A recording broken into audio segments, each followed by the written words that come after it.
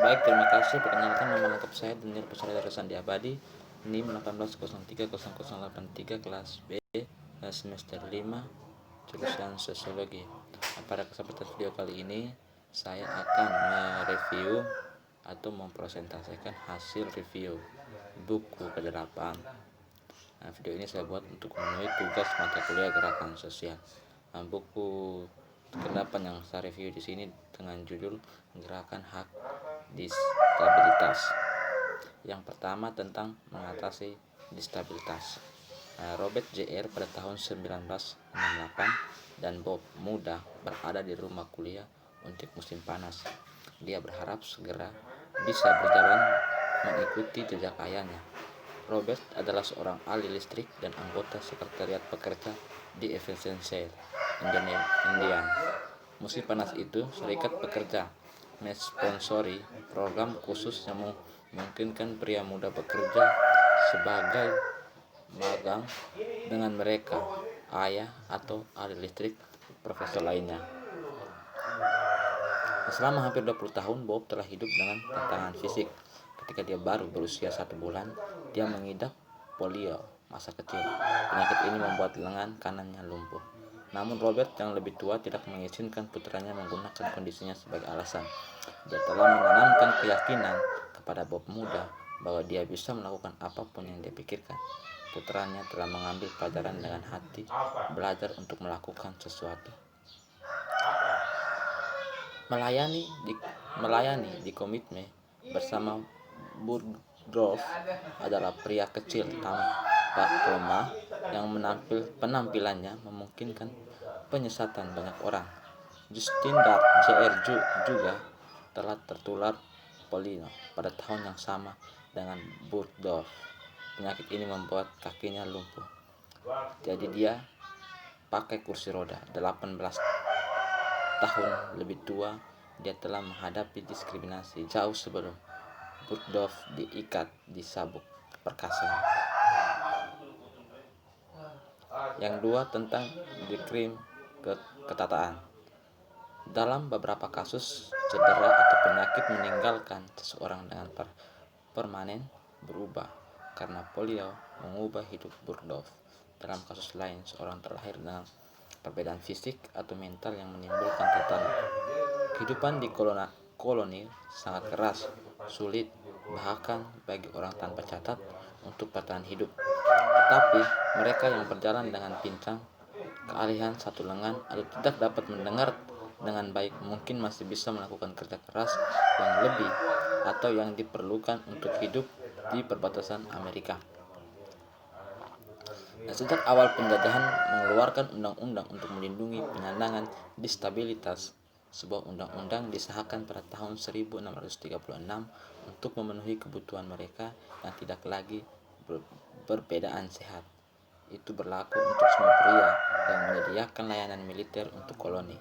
Namun pada awalnya hanya ada sedikit lembaga yang menyediakan perawatan bagi masyarakat. Untuk memenuhi undang-undang semacam itu, perlu untuk menahan seorang dengan gangguan mental di dalam ruangan terkunci atau bahkan di penjara.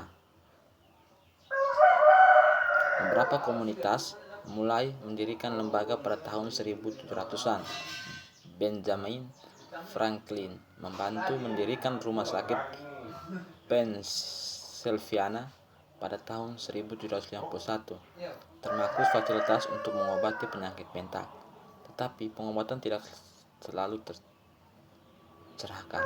Pada tahun 1756, petugas rumah sakit mengingat pasien ke dinding ruang bawah tanah. Rumah sakit menggunakan biaya bagi orang-orang yang datang untuk menyaksikan pasien berolahraga di halaman untuk membuat para pengunjung enggan. Yang ketiga, bangkitnya disabilitas lembaga. Tahun 1860-an, orang-orang di Amerika Serikat pergi berperang dengan satu sama lain. Lebih dari 600.000 orang Amerika, termasuk orang utara berbaju biru dan orang selatan berpakaian abu-abu, tewas selama perang saudara Amerika pada tahun 1861 sampai 1865. Selain itu, puluhan ribu orang terluka. Banyak di antaranya kehilangan anggota tubuh atau mata atau menderita luka permanen lainnya. Veteran dengan penyandang disabilitas kesulitan mencari pekerjaan. Dengan banyaknya luka dan amputasi, baru industri berkembang menyediakan anggota tubuh buatan dan perangkat adaptif lainnya untuk para veteran yang terluka. Pada tahun 1866 di negara bagian Mississippi misalnya, 20% dari pendapatan negara bagian dihabiskan untuk menyediakan kaki palsu bagi para veteran perangnya. Namun dengan begitu, banyak pria cacat di jalan kota-kota mulai mengeluarkan hukum yang buruk. Undang-undang tersebut melarang siapapun yang sakit, cacat mustalis, atau cacat apapun hingga menjadi objek yang tidak sedap.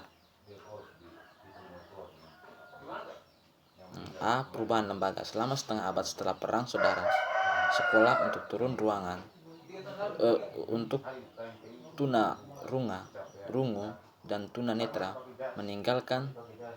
meningkatkan secara dramatis.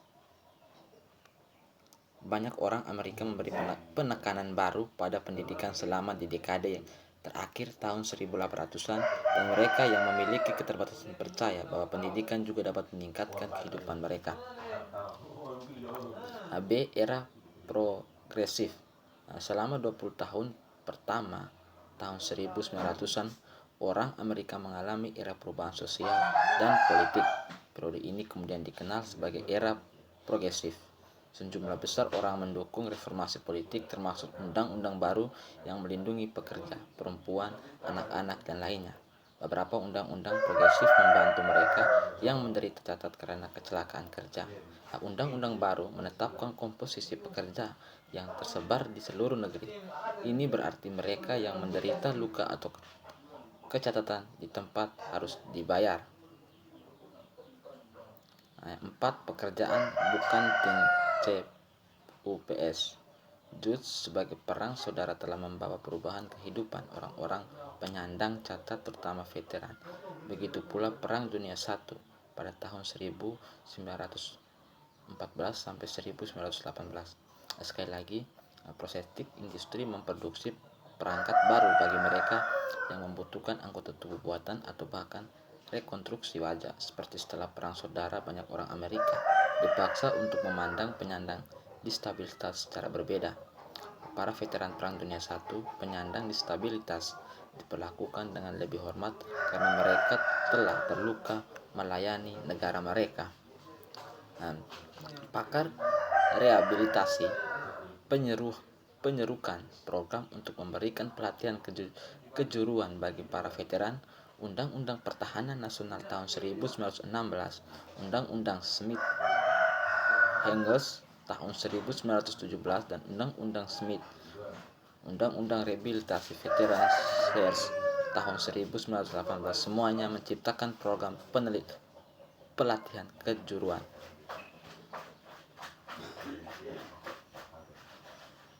Yang pertama tentang tatanan atas depresi besar. Pada bulan Oktober 1929, pasar saham jatuh menyebabkan ekonomi negara jatuh bebas ke dalam depresi barat. Pengangguran mencapai titik tertinggi sepanjang masa.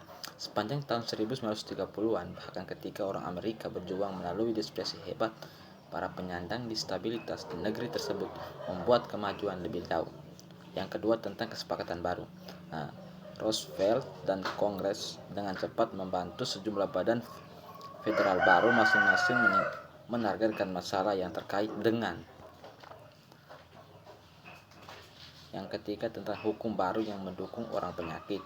Selama sebagian besar tahun 1930-an, pemerintah federal tidak mengambil langkah serius untuk menyediakan kesempatan kerja bagi para penyandang disabilitas. Tetapi undang-undang disahkan untuk memberi mereka keamanan. Pada Januari 1935, dalam pidatonya di depan Kongres, berbagai kelompok orang Amerika, termasuk warga negara yang lebih tua, anak-anak miskin, dan mereka yang cacat fisik.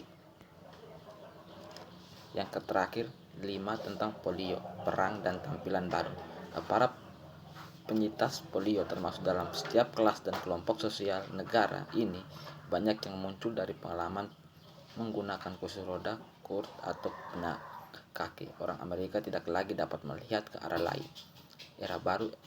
ekstisme sebagai segera bangkit Kompani March of Demis yang dimaksud untuk mendukung anak muda korban polio didirikan pada tahun 1938. Demikian ulasan singkat tentang review saya buku ke-8.